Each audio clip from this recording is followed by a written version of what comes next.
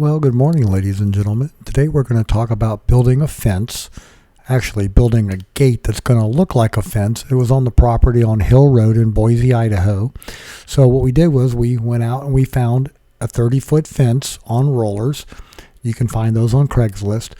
So we bought it. We had to have a tow truck bring it home with a flatbed, but then we proceeded to stand it upright and strip the fencing off of it because we're going to go ahead and put 6-inch cedar shakes on it. And here it is, all free and clear and ready to go.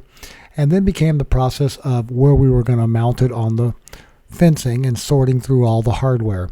So here's the fence now laying against the bush and the other fencing in the corner of the garage as it's waiting to be installed. And as I said, the nice thing about this fence was it came with all the hardware and we had to figure out what it all did. So we laid it all out, organized it, figured out how it had to go, and then we could begin the process of going ahead and installing it on the existing fence and post. And so there's basically, for this fence, for this gate, it's going to be 3 rails to support the fence, top and bottom, and then there's a angle iron rail that goes in the driveway itself in the dirt for the front wheels to follow as it goes back and forth so it doesn't get off course, and that way it proceeds to go ahead and close up. But anyway, once we got everything all installed on the fencing like that, you can see we all had it leveled and everything. Then we had to move one rock to allow the fence to go by.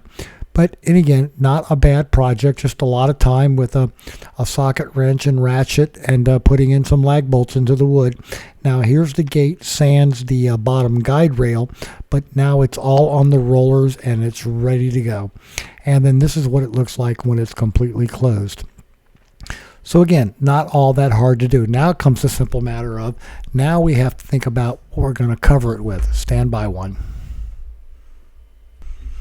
So in this case, our material of choice was to match the existing fence that went like 1,800 feet around the property, 6-inch dog-eared cedar boards for the fencing. So we went to Home Depot and we loaded up the little Honda hatchback as you see, but we were able to bring enough home and we just went ahead and installed them and mounted on the ledger boards and everything and got them all done and stained. And with the other standing in the fence, it looked pretty nice. The really wonderful thing about that gate was that when you closed it, people going down Hill Road could look down into your yard and onto your back porch and see what all was going on. And this was especially important if you were on the back deck because you're out there by the irrigation ditch, you're watching the horses in the field. It's a very comfortable area and you really don't want people driving down the highway just looking down your driveway and seeing what all's going on. Now from the top deck it's okay because the gate's closed and you can see the highway. But Boise, Idaho, hope you enjoyed it.